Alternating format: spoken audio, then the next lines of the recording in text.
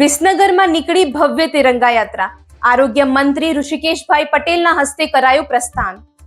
વિસનગરમાં આજે સવારે ગુજરાતના આરોગ્ય મંત્રી ઋષિકેશભાઈ પટેલની આગેવાનીમાં ભવ્ય તિરંગા રેલીનું આયોજન કરવામાં આવ્યું હતું, જેમાં ખૂબ જ મોટી સંખ્યામાં ભાજપ કાર્યકરો, પોલીસ જવાનો અને શાળાઓના બાળકો જોડાયા હતા અને વિસનગર શહેર તિરંગામય બની દેશભક્તિના રંગે રંગાયું હતું. શહેરના વિવિધ માર્ગો પર રેલી નીકળતા દેશભક્તિના ગીતો સાથે તિરંગા ઝંડા જોવા મળ્યા હતા. આરોગ્ય મંત્રીએ વિશળદેવ વાઘેલા અને બાબા સાહેબની પ્રતિમાને ફૂલહાર પહેરાવી તેમને વંદન પણ કર્યું હતું. આ રેલીમાં આરોગ્ય મંત્રીની સાથે ભાજપ નેતાઓ, નગરપાલિકા પ્રમુખ, વહીવટી તંત્ર અને મોટી સંખ્યામાં વિસનગર વાસીઓએ પણ જોડાયા હતા અને દેશભક્તિનો માહોલ જોવા મળ્યો હતો. Bureau report, Visnagar.